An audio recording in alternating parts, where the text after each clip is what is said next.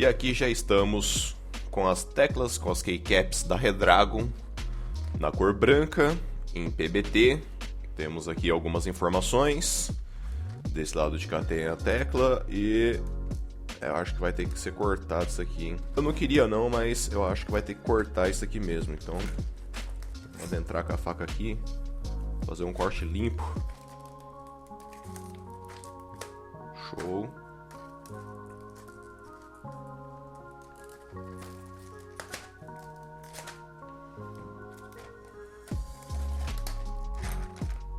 Acho que eu já fiz cagada. Tá, mas enfim. Tirou essa parte aqui, que não tem nada além das informações. Aqui veio um removedor de keycaps. Vermelho, corzinha da Redragon.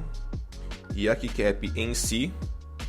Vamos dar aqui uma olhada nela mais de perto.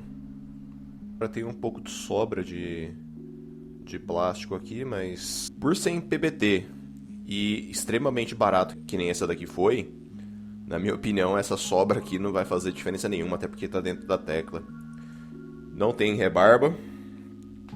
Vamos ver aqui uma tecla maior com uma tecla de espaço.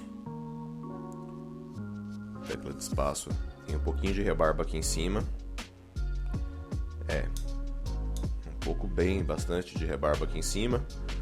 Só como eu falei, pelo preço, é um PBT de boa qualidade, mal finalizado, mas ainda assim aparenta ser uma tecla bem boa. Não tem muito o que dizer não.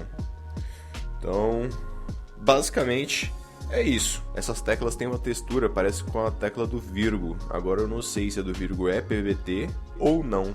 Eu acredito que a do Virgo seja em ABS, mas que parece muito, essa daqui parece, hein? Então agora, sem muita enrolação, vamos montar o teclado com essas teclas.